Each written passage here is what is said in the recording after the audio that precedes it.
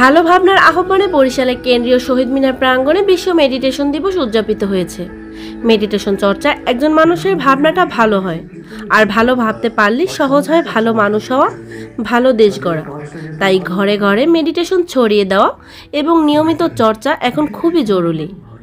মঙ্গলবার 21শে মে বিশ্ব মেডিটেশন দিবসে বরিশাল কেন্দ্রীয় শহীদ মিনারে শত শত মানুষের উপস্থিতিতে এ আহ্বান জানানো হয়।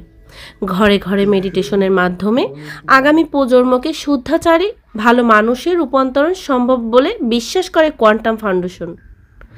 ভালো মানুষ, ভালো দেশ, স্বর্গভূমি বাংলাদেশ প্রতিপাদ্য নিয়ে দেশে এ চতুর্থবারের মতো আয়োজন। ভোরের শুরুতেই শহীদ মিনার প্রাঙ্গণে বরিশালের বিভিন্ন এলাকা থেকে জড়ো হতে থাকে বিভিন্ন শ্রেণী পেশার মানুষ। দিবস পালনের আয়োজক কোয়ান্টাম ফাউন্ডেশনের উদ্যোগে অনুষ্ঠানের সূচনা হয়। এরপর নীরব ধ্যানে লীন হন সমাজের বিভিন্ন স্তরের মানুষ। মেডিটেশন দিবস উদযাপন অনুষ্ঠানে কোয়ান্টাম মেথডের প্রবর্তক শহীদ আল বুখারী মহাজাতক অডিও বাণীতে বলেন, ভ্রান্ত জীবনাচরে সৃষ্ট বিভিন্ন রোগ থেকে মুক্তি এবং টোটাল ফিটনেসের জন্য প্রয়োজন মেডিটেশন ও সুস্থ জীবনাচার।